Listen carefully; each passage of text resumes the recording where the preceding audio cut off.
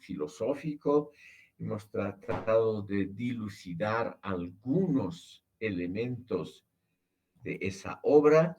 Aquí, estimado público, en la pantalla tenemos algunos retratos de René Zavaleta, sobre todo el que está aquí a la izquierda, lo vemos a Zavaleta en sus últimos años, y lo mismo los dos inferiores.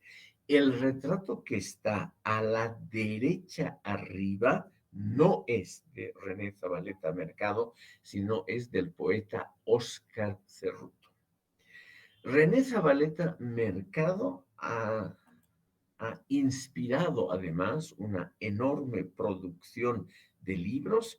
Aquí tenemos en estas imágenes las portadas de sus obras completas que han sido publicadas en 3 volúmenes y 4 tomos. El tercer tomo publicado en 2 diferentes. Es una obra muy, muy interesante, compilada por Mauricio Sousa Crespo y aparecida en la editorial Plural. Volveremos, estimado público, un instante a René Zavaleta, sobre todo al tema que hemos dejado en la sesión anterior, que es la relación de Zavaleta con el movimiento populista. Como ustedes se han debido dar cuenta por la discusión, no solo en el campo científico, sino una discusión muy amplia en la prensa, el populismo se ha convertido en uno de los grandes temas de la discusión en filosofía política y ciencias sociales en toda América Latina, Y por lo tanto, esta importancia reside en la calidad de los argumentos de Zavaleta. Zavaleta puede ser considerado, junto con Ernesto Laclau, como los dos principales exponentes positivos, estimado público, de aquello que popularmente llamamos el populismo latinoamericano, que tiene además muchos elementos similares en el resto del mundo.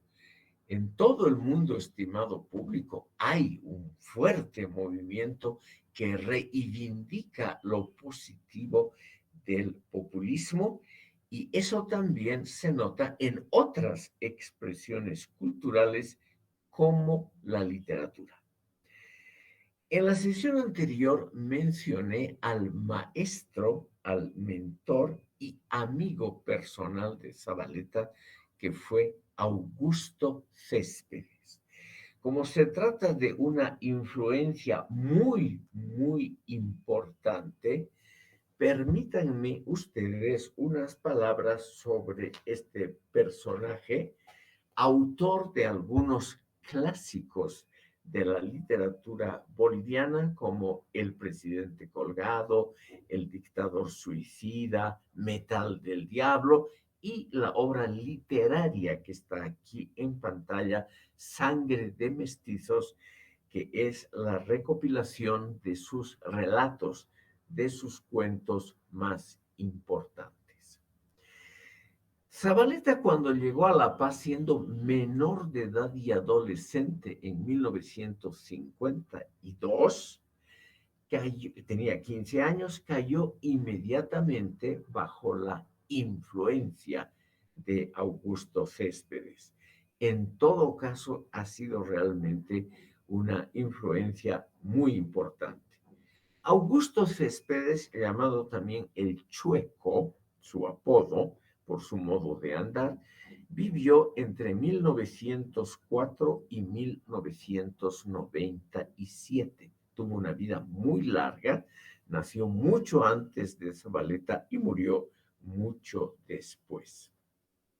Zavaleta ha heredado con seguridad algunos rasgos, además reiterativos en toda la obra de Zavaleta, y los ha heredado de este personaje que aquí les muestro en la pantalla. Por ejemplo, la imprecisión factual.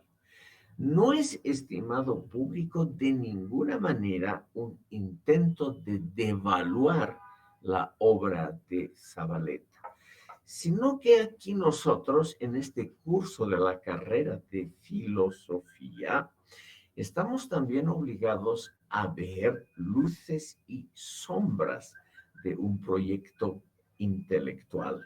Estamos obligados también a ver los elementos que desde una perspectiva un poco estrecha se podrían ver como negativos, lo cual no es así. La inclinación a la imprecisión factual es algo típico de la filosofía, es algo muy, muy usual dentro del pensamiento filosófico. Nosotros, los filósofos, siempre estamos por arriba del mundo de los hechos y nos dedicamos al mundo de las ideas con un interés muy grande, con una intensidad muy poderosa que muchas veces nos hace olvidar los hechos factuales. Si ustedes leen la obra de Zabaleta, que es lo que yo les recomiendo, sobre todo su último libro, Lo Nacional Popular en Bolivia, su obra póstuma que realmente resume toda la filosofía política de Zabaleta Mercado, vemos que él trata muy pocos hechos históricos. Por ejemplo, la Guerra del Chaco, la Revolución Federal, la Revolución de 1952 y muy pocos otros hechos que podríamos llamar factuales. Y esos pocos hechos los reitera a lo largo de toda su obra, vuelve sobre esos hechos muchas veces, pero no abunda en los detalles. Ustedes conocen el famoso dicho filosófico, el diablo habita en los detalles.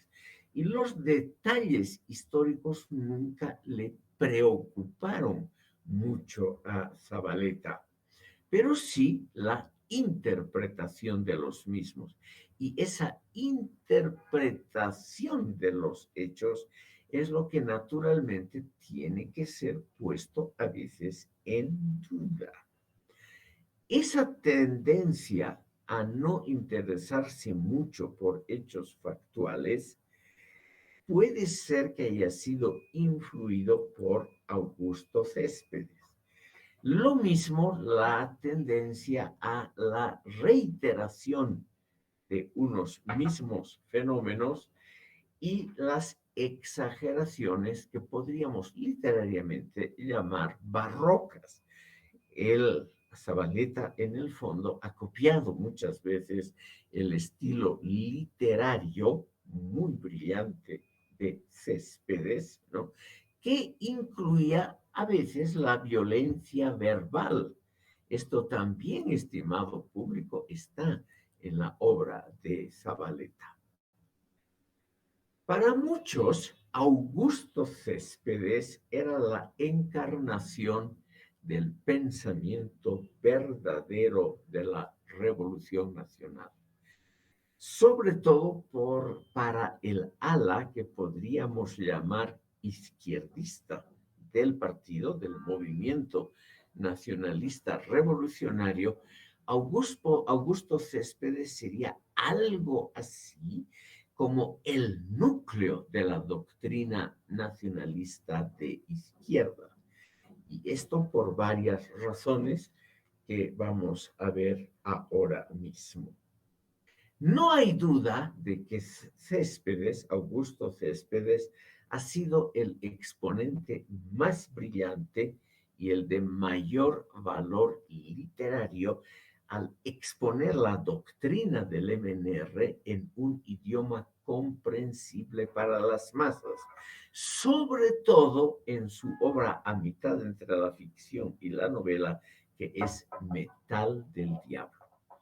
Los factores que Augusto Céspedes en esa obra menciona cómo las razones por el subdesarrollo boliviano, por la existencia de una estructura social injusta y por lo que se puede hacer para paliar o para abolir las injusticias, están contenidas en sus obras literarias, sobre todo en Metal del Diablo.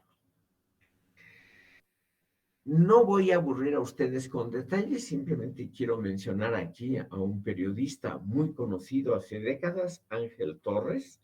Y Ángel Torres, estimado público, ha declarado que la obra de Céspedes es el núcleo del nacionalismo revolucionario, como lo ha visto la población boliviana.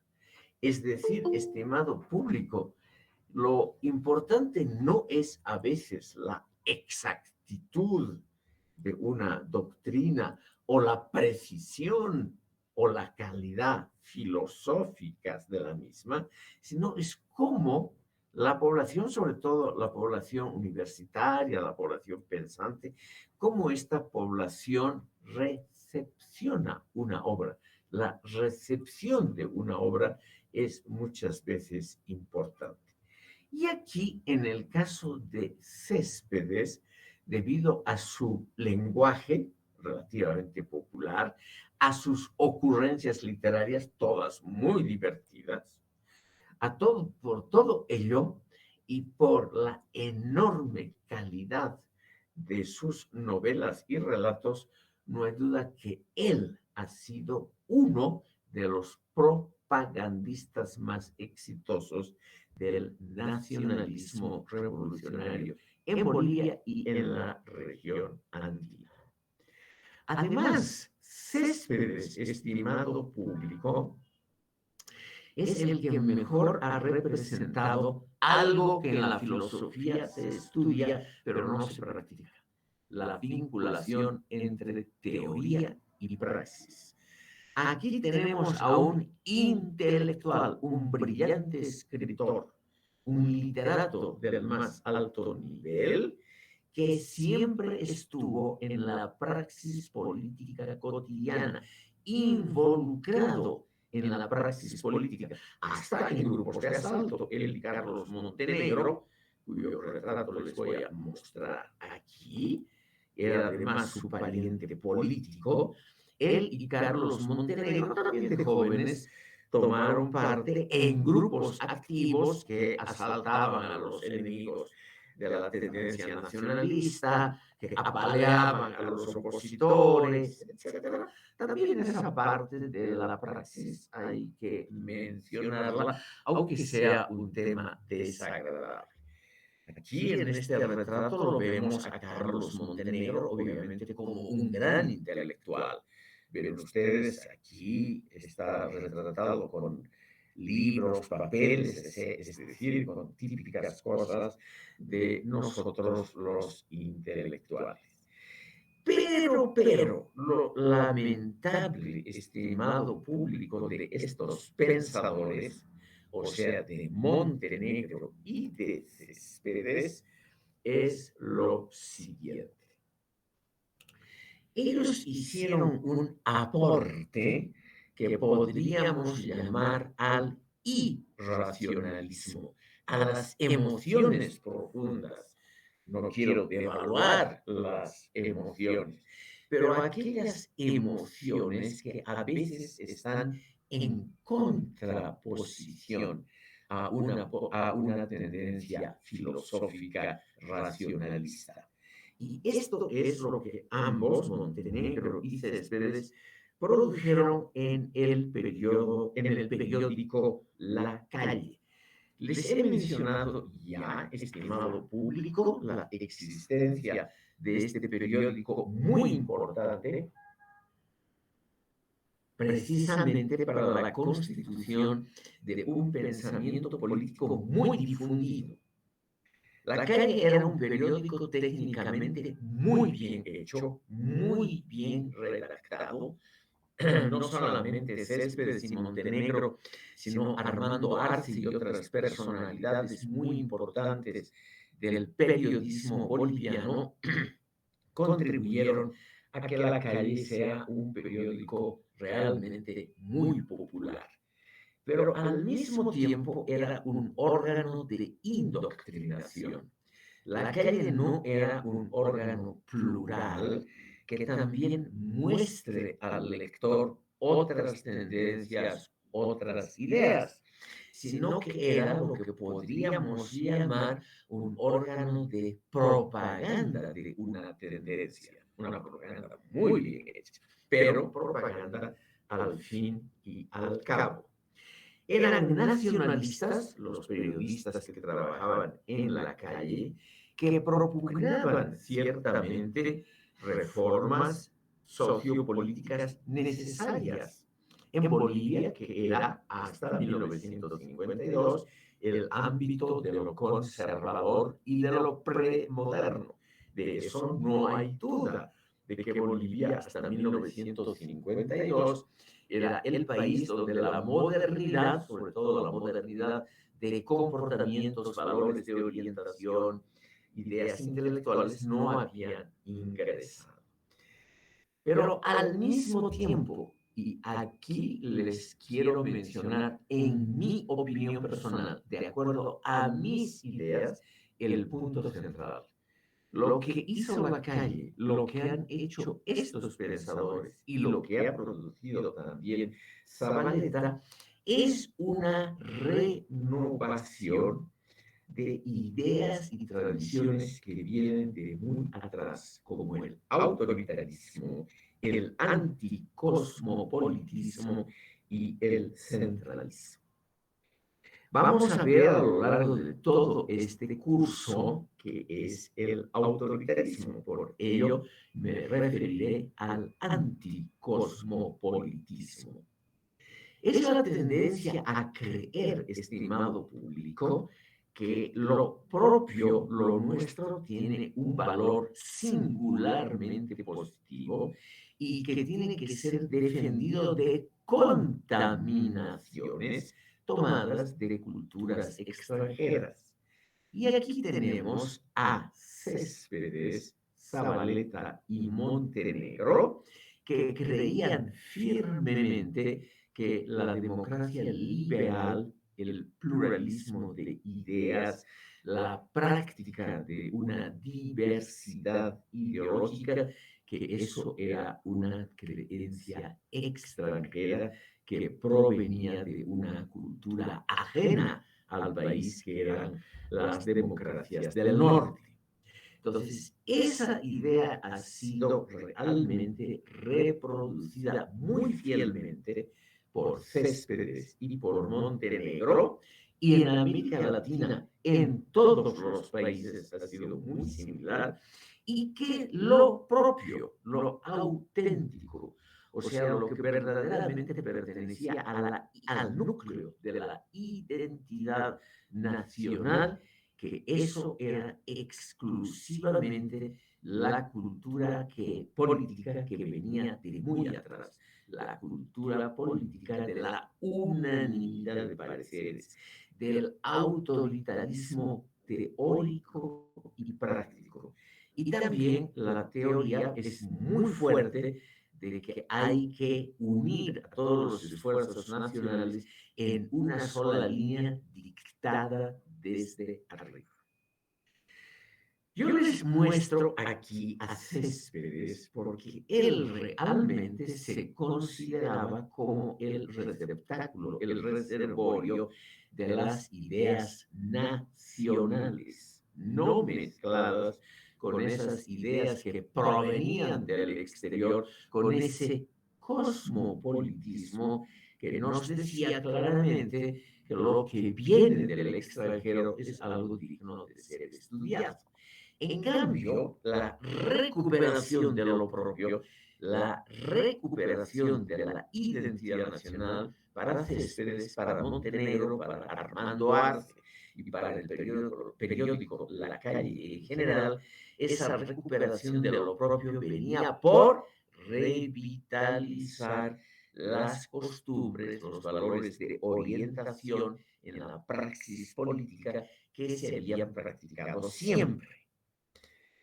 Carlos Montenegro, siguiendo al pensador alemán Carl Schmitt, el jurista más ilustre que tuvo el nacionalsocialismo en Alemania, o sea, el partido nazi,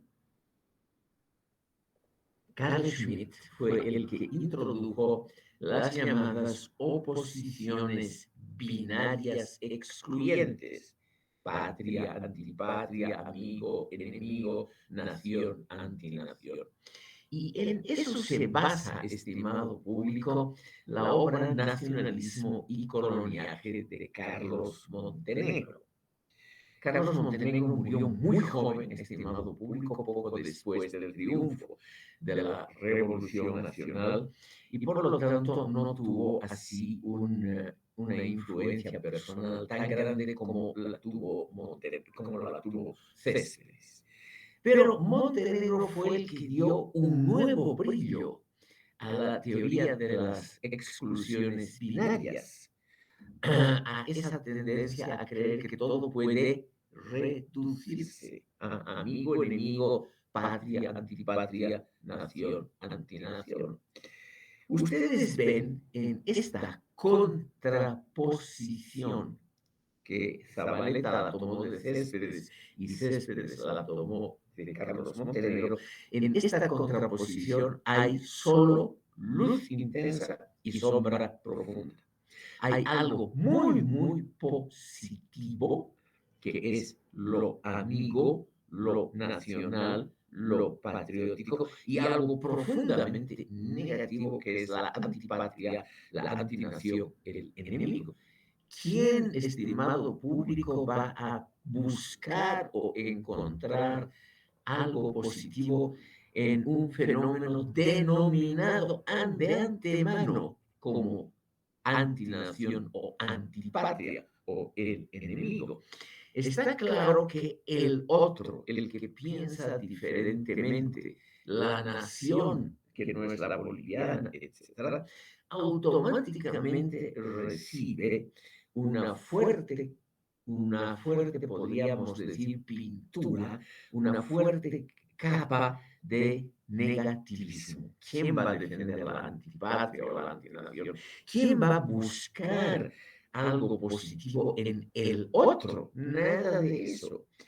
Lo positivo está realmente súper concentrado en el amigo, en la patria y en la nación. Todo lo otro sin distinción, o sea, o totalmente bueno o totalmente malo, eso se llama maniqueísmo.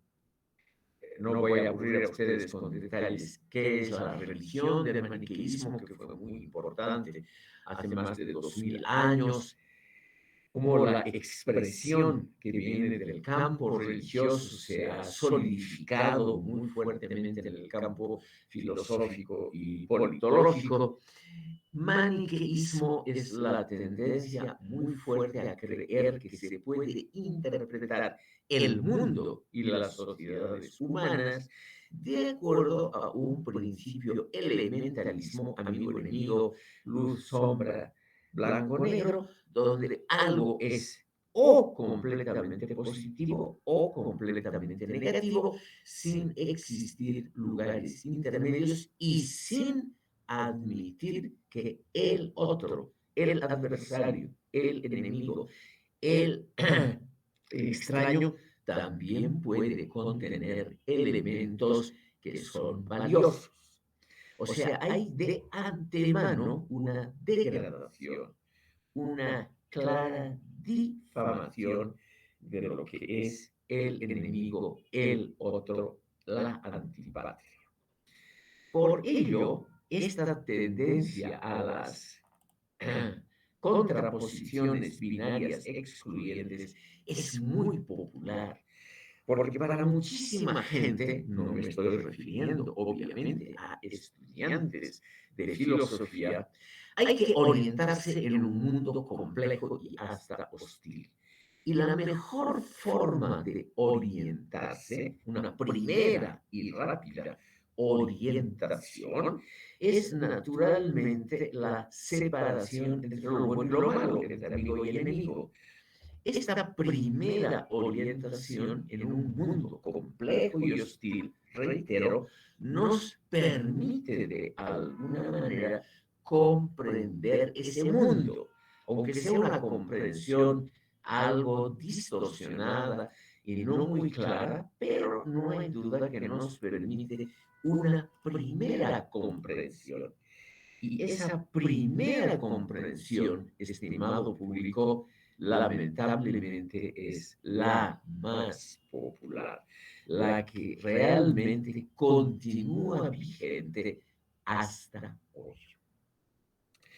Sangre de Mestizos y las otras obras, por ejemplo, Metal del Diablo, que me gustaría muy brevemente mostrar a ustedes, son los exponentes de ese maniqueísmo político al que Céspedes era tan adicto y que transmitió a su alumno, discípulo y amigo René Zabaleta Mercado. Veamos sobre todo una obra, literariamente la más importante, que es Metal del Diablo. No hay duda, estimado público, de los méritos literarios de esta obra. Bellamente escrita, se lee de un golpe, la obra te atrapa y no te deja dejarla de lado. Realmente es una gran obra literaria. Pero pinta una contraposición entre el malo por excelencia, que en la novela se llama Omonte, pero que es claramente de don Simón Patiño, una persona que encarna en sí misma todos los males de la nación. Y contrapuesto a esto está naturalmente el sufrimiento, la explotación de las masas que trabajan, a veces sin saberlo, para Simón Patiño, para Omonte, como se llama el personaje en la novela. Es decir, el personaje negativo concentra todo lo que es criticable. Todo, absolutamente todo. Desde su personalidad. Patiño está retratado en la forma más horrible posible, como realmente un tipo extremadamente desagradable. Y en cambio, la contraparte, los trabajadores mineros, los sacrificados nacionalistas, aquellos periodistas nacionalistas que están en contra de Patiño, están pintados en los colores más positivos que uno puede imaginarse. Entonces, ¿qué ha hecho esta novela?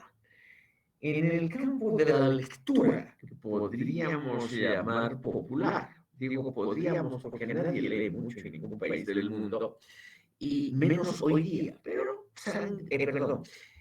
la novela Metal del Diablo tuvo una difusión muy grande y ha servido, lamentablemente, no para formar, pero sí para solidificar los prejuicios sociales de vieja data. O sea, los prejuicios sociales que han existido desde muy antiguo. En esos prejuicios sociales podemos encontrar lo siguiente, estimado público. Todas las naciones del mundo se han comportado de una manera más o menos similar. La tendencia a encontrar personificadas en personas de carne y hueso a los autores y los factores de lo negativo, del desarrollo, del subdesarrollo, de los desastres políticos del país, etc. Todas las sociedades, la Alemania nazi es un ejemplo muy claro de esa personificación en gente de carne y hueso, como los pobres judíos en la época nazi en Alemania, que cargan sobre sí todos los males del mundo. En Bolivia era para Céspedes Simón Patiño el que realmente concentraba todas las maldades y todas las causas de las maldades.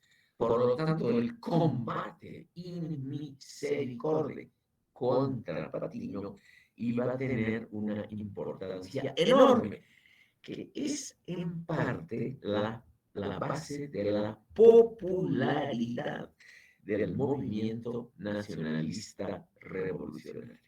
El encontrar un grupo de personas, los tres grandes varones del estaño, los grandes mineros, que personificaban todos los males del país. Y por lo tanto, toda la lucha se podía dirigir a la lucha contra esas personas. En otros países latinoamericanos ha sido similar. Tal vez la personificación en pocas personas ha sido más reducida, porque esa clase de aristócratas que esquilmaban a la población era más grande. Pero de todas maneras, aquí lo que tenemos es, y esta es una de las bases del pensamiento social y político durante mucho tiempo en América Latina, es una simplificación de la realidad, una simplificación maniqueísta, aquí los buenos, allá los malos, una simplificación muy popular y muy creíble. Ahí, estimado público, reside la importancia de estas teorías simplificadoras. A ustedes les puede parecer que todo esto tiene poco que ver con la realidad, pero no es así, estimado público. Lamentablemente, las simplificaciones tienen un valor filosófico y politológico muy grande porque son creíbles, no por estudiantes de filosofía, reitero, pero por la masa de la población. En todos los países del mundo ha sido más o menos igual. O sea, una tendencia a reducir, a simplificar un mundo complejo en términos que la población lo pueda entender y no solamente entender, que pueda tomar partido. Esa ha sido la labor del periódico La Calle y de la obra de Augusto Céspedes, que por lo tanto constituyen ambas elementos centrales del pensamiento social y político boliviano y latinoamericano. Estimado público, en la época de La Calle gobernaba en Alemania el Partido Nacional Socialista. Y ese Partido Nacional Socialista fue alabado en todos los términos por el periódico La Calle y por Augusto Céspedes. Quiero mencionarles unos testimonios directamente de Augusto Céspedes tomados del periódico La Calle. Influido claramente por la propaganda alemana e italiana, el partido fascista estaba en el poder entonces en Italia, La Calle también atacó a los judíos que en Bolivia hasta hoy han jugado un papel muy secundario. Pero son muy buenos como proyección del pensamiento del otro. En este caso de los nacionalistas, que veían en los judíos que eran un poquito cosmopolitas, que se movían con cierta facilidad entre naciones y culturas, o sea, realmente una muestra muy elemental de un cierto cosmopolitismo que estos nacionalistas atacaron violentamente. Quiero citarles, como les decía, dos testimonios de artículos de Augusto Céspedes en La Calle para que ustedes vean cómo era el pensamiento sociopolítico en 1930-40, en esa década, y cómo los más distinguidos intelectuales bolivianos ayudaron a la propagación de esas ideas que podríamos llamar simplificadoras, maniqueístas. Dice Augusto Céspedes a la letra en un artículo de La Calle, publicado el 6 de marzo de 1940, bajo el título El judaísmo capitalista responsable de la guerra. Se refiere obviamente a la Segunda Guerra Mundial, que no fue la responsabilidad de los alemanes de la Alemania nazi, sino naturalmente de los provocadores judíos. Dice a la letra Augusto Céspedes, cito, el alma judía, proscrita y señalada por el dedo de Dios, busca su venganza y quiere que el mundo se ahogue en sangre.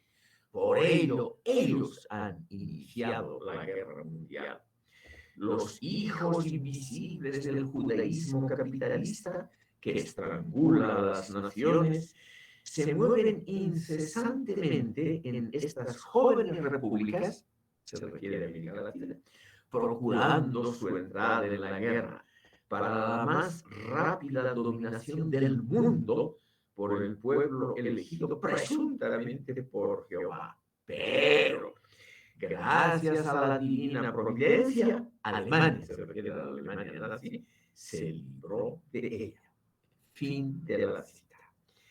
Y en un artículo también del 7 de abril de 1940, con el título En nombre de libertad y democracia, los aliados hacen la guerra al proletariado del mundo, dice Augusto Céspedes. Íntegro y patriota, Adolf Hitler había desbaratado los siniestros planes del pueblo judío en Alemania. Hoy Italia y Alemania, países que cuentan con la adhesión unánime, fervorosa y decidida de sus habitantes, han sabido resolver su cuestión social. Nadie es explotado, nadie trabaja sin una justa remuneración. El Estado vela sobre todos. Fin de la cita. Aquí tenemos entonces, estimado público, en estas dos citas que parecen elementales y que no tienen que ver con nuestro tema, tenemos lamentablemente el núcleo de una buena parte del pensamiento sociopolítico latinoamericano de los años 30 y 40. Primer lugar, ya Augusto Céspedes nos dice claramente aquí que las culpas recaen en un pequeño grupo humano, las culpas a nivel mundial, el judaísmo internacional. Al mismo tiempo nos dice, lo cual es muy usual hoy en día, vamos a ver inmediatamente la relación con la guerra entre Rusia y Ucrania, nos dice inmediatamente Augusto Céspedes que la guerra mundial ha sido provocada por los judíos. En otro artículo nos da a entender que la guerra ha sido provocada por Polonia, cuando la pobre Polonia, una nación débil, se hubiera atrevido a provocar a los alemanes y que fue invadida por Alemania el 1 de septiembre de 1939.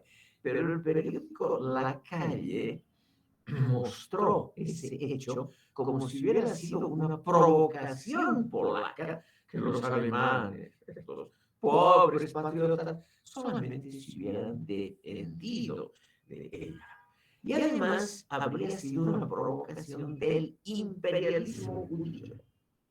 Entonces, aquí tenemos, como les decía, algo que se repite en la propaganda de nuestros días acerca del conflicto bélico entre Ucrania y Rusia.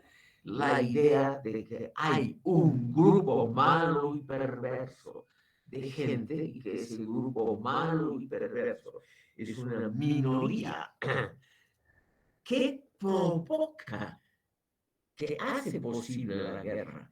Es decir, que la nación que invade a la otra no es la responsable de ninguna manera, sino es la provocación de esos grupos ligados al imperialismo cosmopolita internacional.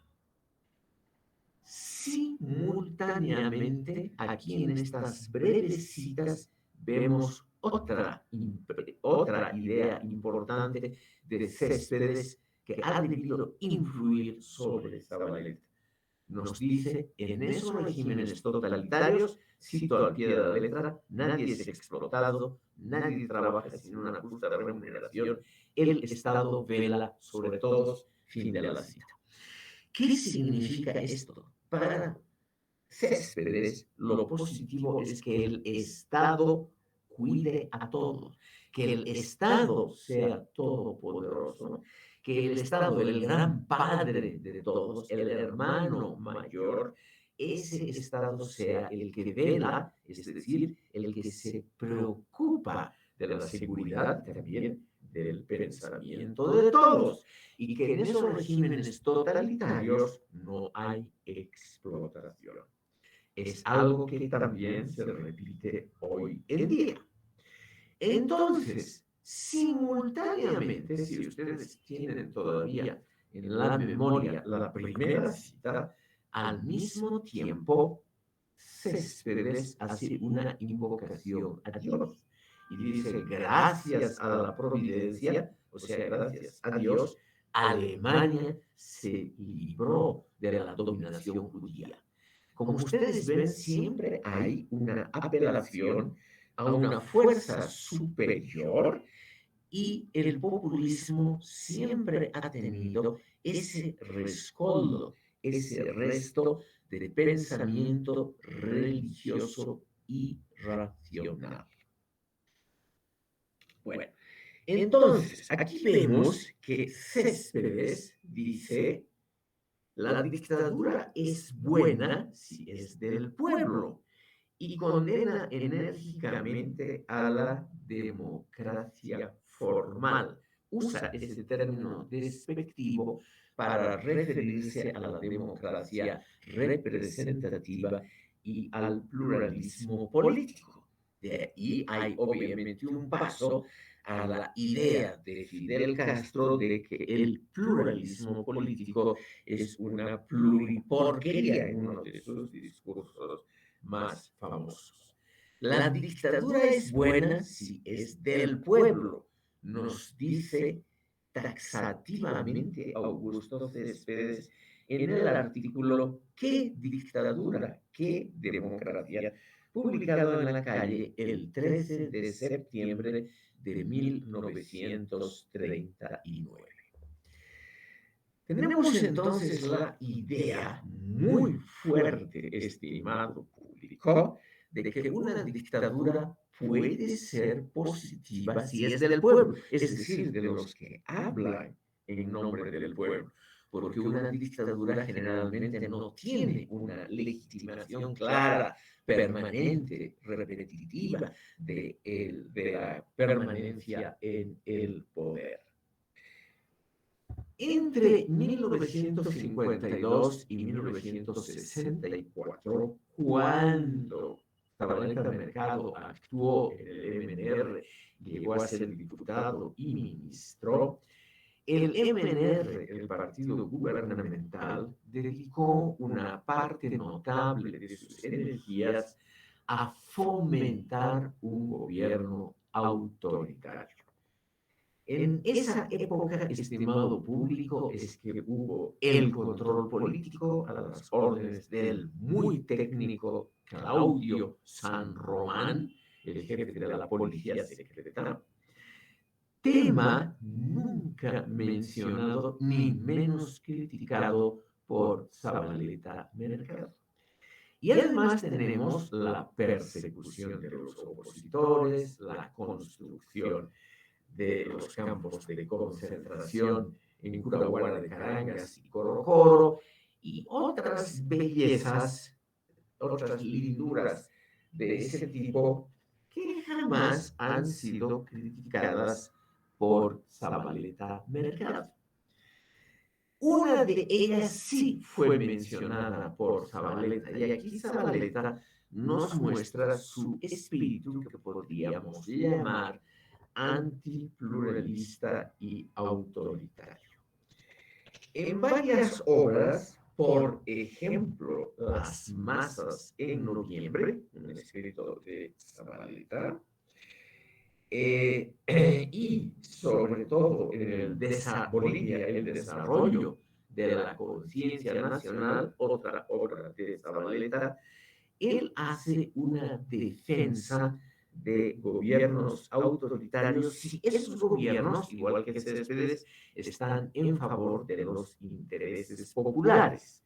Los intereses populares no son los intereses que la propia gente haya podido producir, sino son los intereses que los intelectuales suponen que son los intereses populares.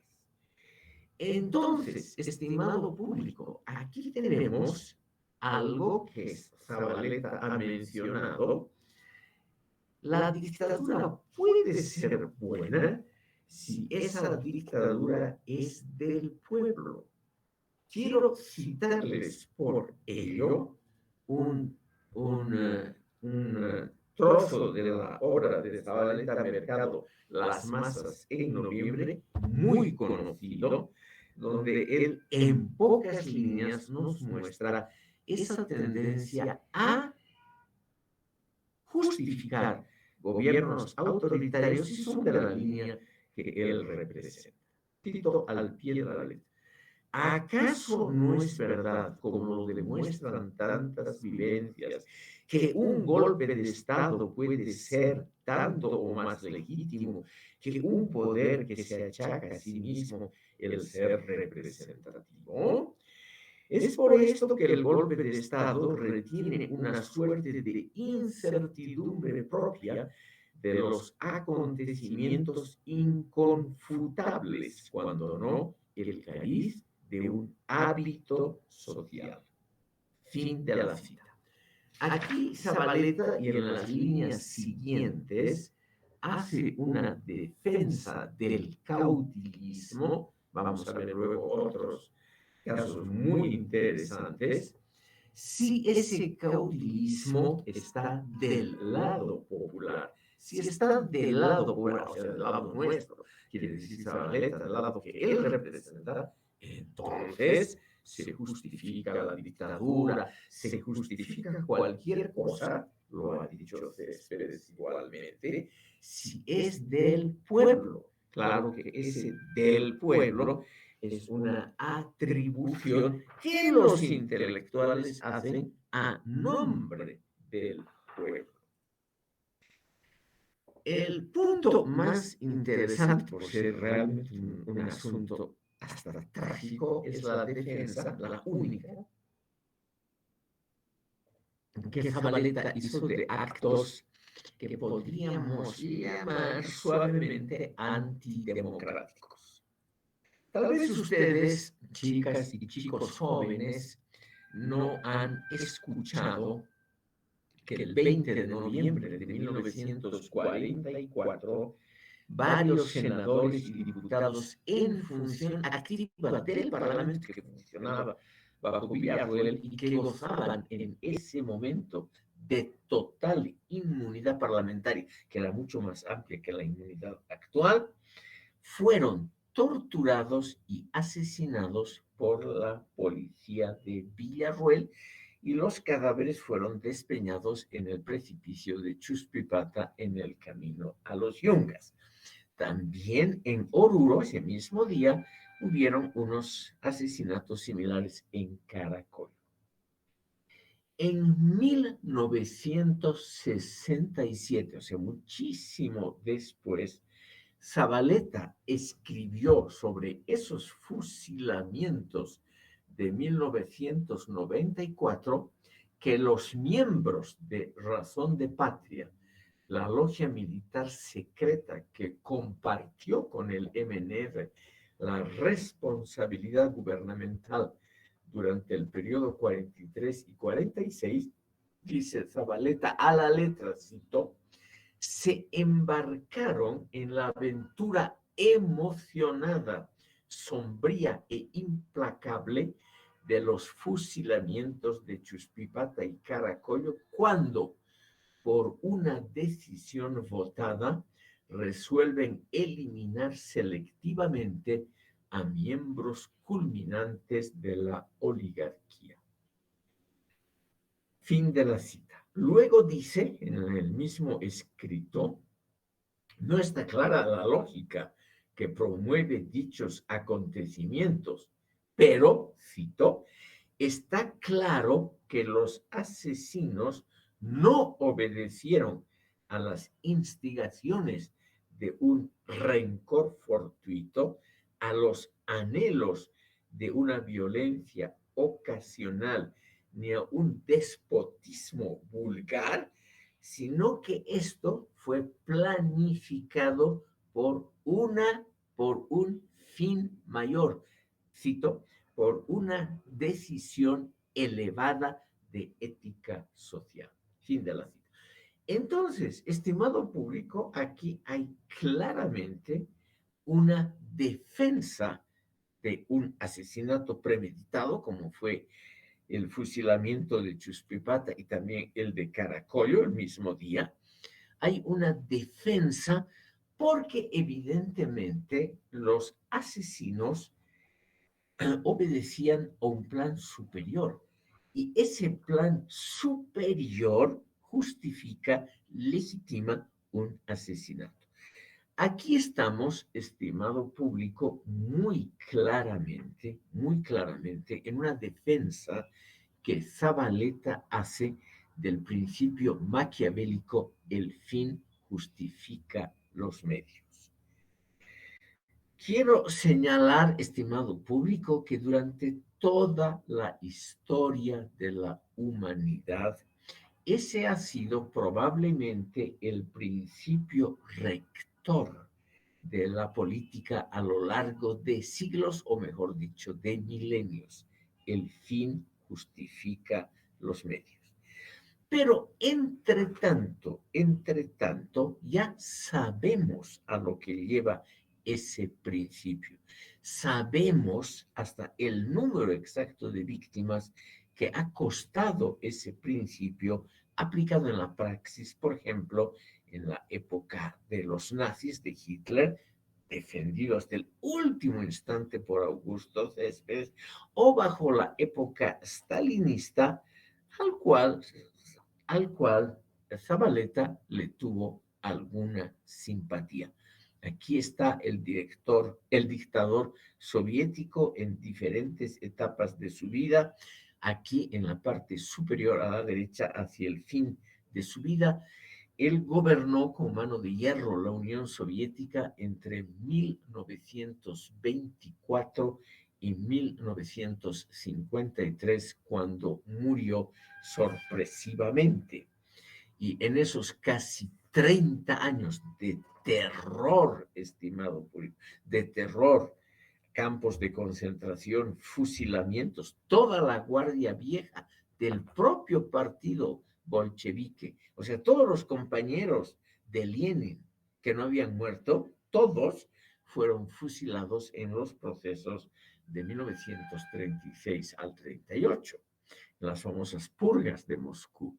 Y todo ello nunca suscitó un comentario crítico, una simple palabrita crítica de René Zabaleta Mercado, quien más bien, estimado público, defendió ese principio que les acabo de comentar: el fin justifica los medios.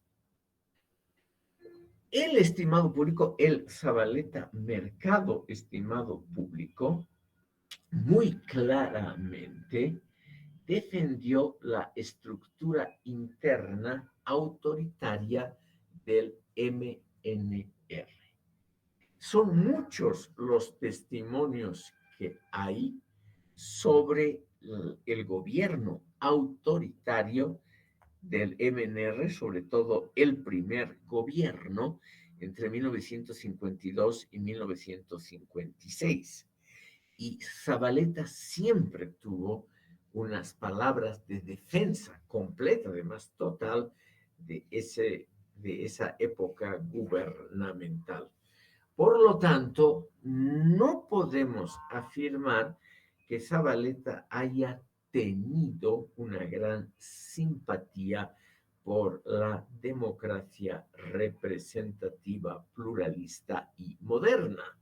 Más bien tuvo una clara simpatía por elementos autoritarios si esos elementos protegían y fomentaban el régimen que a él le gustaba. Como les he comentado en la sesión anterior, René Zabaleta Mercado, Sergio Almaraz y Marcelo Quiroga Santa Cruz, los tres pensadores más importantes de la izquierda boliviana, nunca dijeron una sola palabra crítica sobre la realidad cotidiana, sobre la represión cotidiana de la política en los regímenes de la Unión Soviética, China, Cuba, etc. Entonces, estimado público, no hay duda que Zabaleta, un gran pensador, de eso no hay duda, pero no era un demócrata. No era, estimado público, un pensador que hubiese tenido simpatías por lo que hoy llamamos pluralismo cultural, diversidad ideológica, respeto al otro, derechos de terceros, derechos de Estado. Todo eso él no tuvo ninguna simpatía. Quiero mencionarles, estimado público, unos testimonios de Zabaleta donde, igual que en el resto de los pensadores populistas latinoamericanos, donde él defiende el caudillismo e indirectamente las prácticas antidemocráticas que pueden estar unidas al caudillismo. En una obra llamada El derrocamiento de paz, se refiere a Paz Estenssoro, es un artículo de Zabaleta posterior a 1964, él nos dice a la letra, cito, las masas buscan en Paz Estenssoro a su caudillo, pero este es a la vez un intelectual y tal vacilación estará presente a todo lo largo del proceso de la revolución. Se diría que si de algo debe acusarse a Paz Estenssoro es no haber codiciado el permanente caudillismo, como lo pensaba Siles Suazo, sino de haberlo asumido demasiado poco. Cuanto intenta hacerlo, como en la reelección de 1964, es demasiado tarde. Paz Estenssoro resulta un caudillo impuntual. Fin de la cita. Como ustedes ven, aquí hay una defensa de la necesidad del caudillismo si este es favorable a los intereses de las masas. Y como les decía, esos intereses de las masas son intereses definidos por la élite de intelectuales como Zabaleta Mercado. Entonces, tenemos, estimado público, que todos estos pensadores populistas realmente creen que la democracia es una verdadera formalidad, una simple cáscara exterior que no toca el núcleo de la verdadera política. Y hemos visto por lo que ha pasado en la Unión Soviética, en las democracias populares de Europa Oriental, etcétera, etcétera, que esa negligencia con respecto a la democracia formal se traduce muy rápidamente en un fomento, en una promoción de prácticas autoritarias. Quiero mencionarles en otro artículo de Zavaleta titulado La caída del MNR y la conjuración de noviembre, donde él nos dice que el lenguaje de las ánforas es solamente una normalidad para tiempos de normalidad y aún así quizá solo para países normales. O sea, él nos dice la democracia proletaria, la que él defiende, no tiene ninguna razón para asemejarse a la democracia burguesa, al lenguaje de las ánforas, porque es la democracia de otra clase social que no comparte los formulismos de la democracia representativa. Cito, perdonen ustedes, al pie de la letra, un pasaje de su obra La Revolución Boliviana y el doble poder, donde él nos dice al pie de la letra, cito, muchos revolucionarios del 52 han caído en la trampa de las terminologías demoburguesas. Son esas generalidades engreídas que los formalistas y los reaccionarios comercializan y empaquetan las transitadas naciones como el bien común, la unidad nacional, la cultura occidental cristiana, el Estado de Derecho, la persona humana, etc.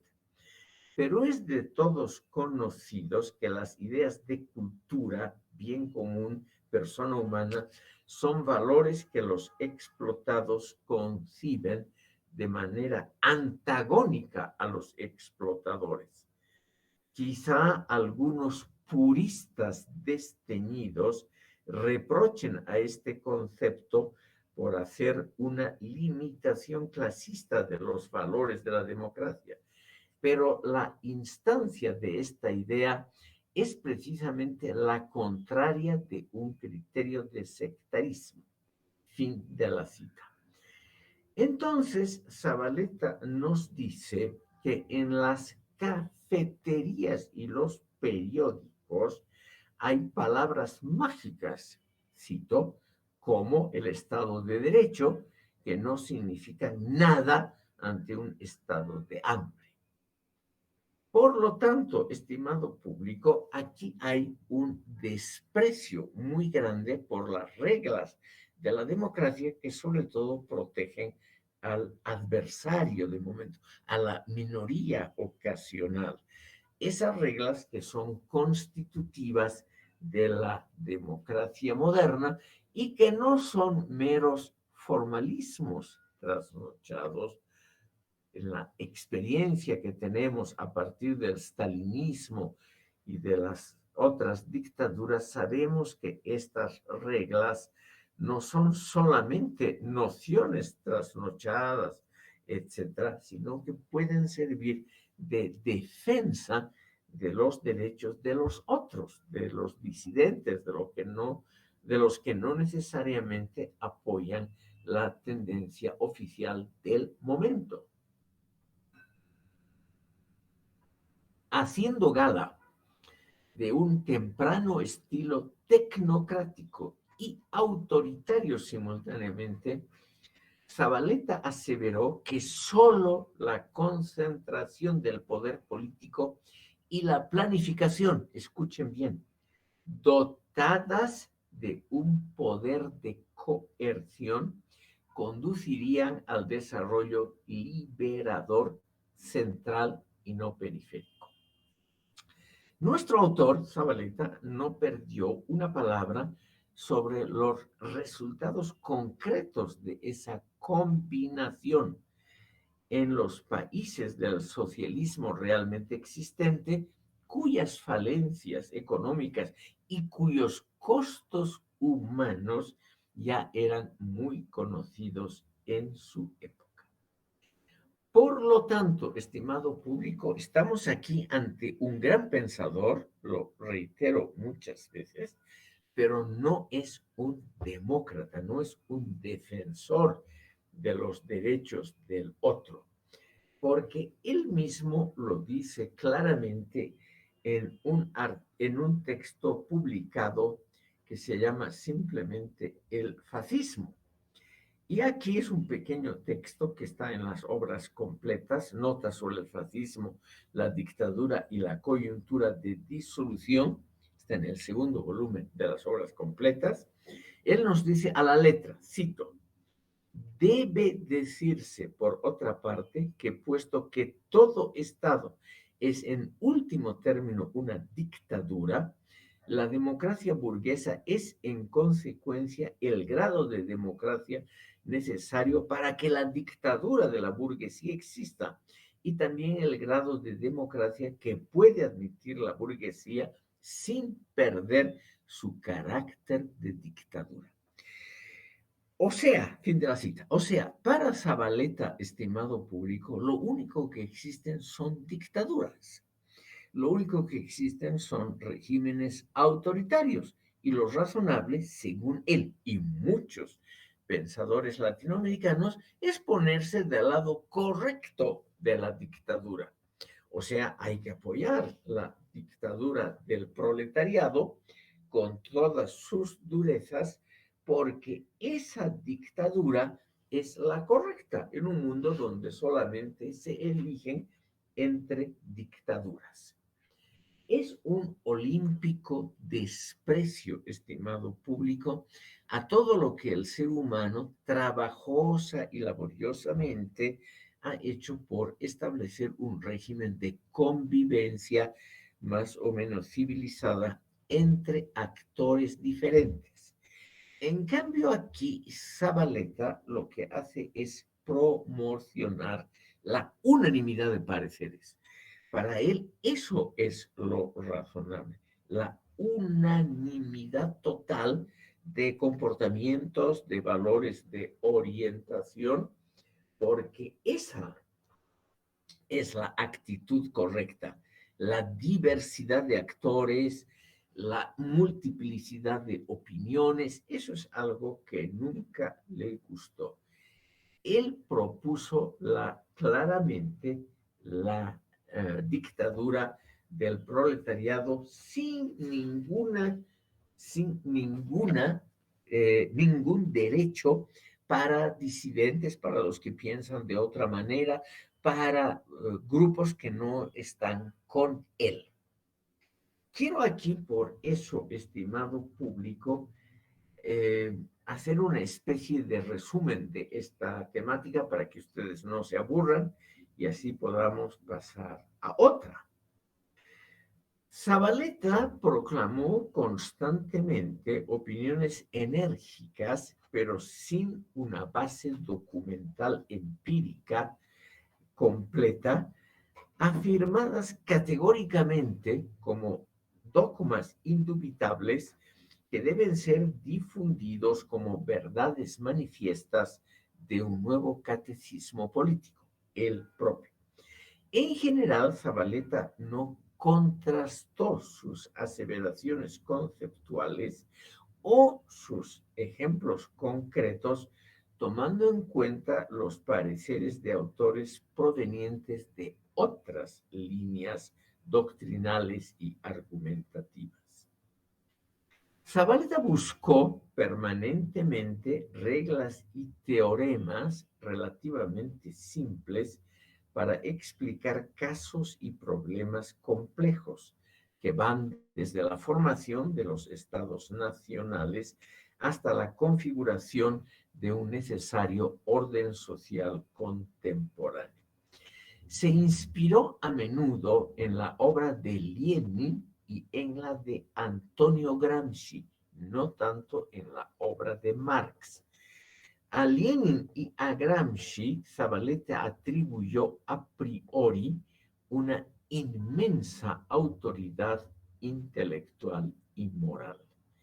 Ambos autores estaban de moda en los círculos izquierdistas en la época de Zabaleta. Pero ya entonces se veían, estimado público, las limitaciones del leninismo y del stalinismo en la praxis. Y también en su época se conocían las limitaciones del pensamiento de Antonio Gramsci para aprehender, es decir, para comprender el mundo contemporáneo. El atraso relativo de la Unión Soviética en el campo económico y sobre todo la represión política en la Unión Soviética y en todos los otros países socialistas, incluyendo Cuba, ya era muy visible durante la vida de Zabaleta y él nunca criticó a estos regímenes. Finalmente, al calificar el sistema de elecciones libres, el pluripartidismo, el Estado de Derecho, la vigencia de los derechos humanos, la prensa libre y en general la cultura occidental como generalidades engreídas y nociones transitadas, es decir, pasadas de moda, Zabaleta no opuso resistencia, y esto es lo lamentable, al sentido común de su época. La labor de un intelectual y sobre todo de un filósofo es, estimado público, no compartir y apoyar el sentido común de una época, sino el analizarlo, el tener una opinión crítica con respecto al sentido común. En cambio, Zabaleta contribuyó a dar una apariencia de respetabilidad intelectual y científica a los prejuicios culturales de su época.